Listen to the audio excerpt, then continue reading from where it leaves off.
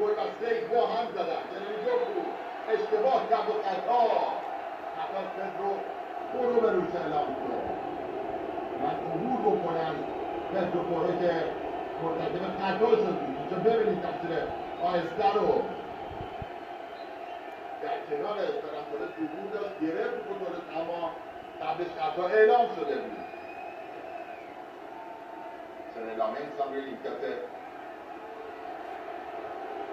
بلژیکی ها مشخص بود که با پورتا فعلا روی زمین افتاده، احساس ناراحتی میکنه. همین الان دیدیم لامنس رو دروازه‌بان مطمئنیه واقعا. بلژیکی ها مثل تیم ملی اسپانیا دروازه‌بان ذخیره خوب و مطمئنی دارن. سرلامنس منچستر یونایتد فعلا باید ببینیم آیا مشکل تیم پورتان جدیست یا نه. امیدوارن هوادارهای تیم بلژیک که اینطور نباشه. در هر حال خب هیچکس مثل کورتوا نیست برای اونها. هرچند گفتم لامنس هم دروازه‌بان خوبیه، اما با اینجا کورتوا خیلی خوب در دروازه بلژیکی ها کار کرد و اینجا بود که روی زمین نشست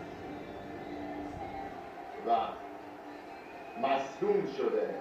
دیگو کورتوا از ناحیه پای سمت چپ اشاره رانش به نظر میرسه که مشکل پیدا کرده. هایدرشن بریک هم در این دقیقه اعلام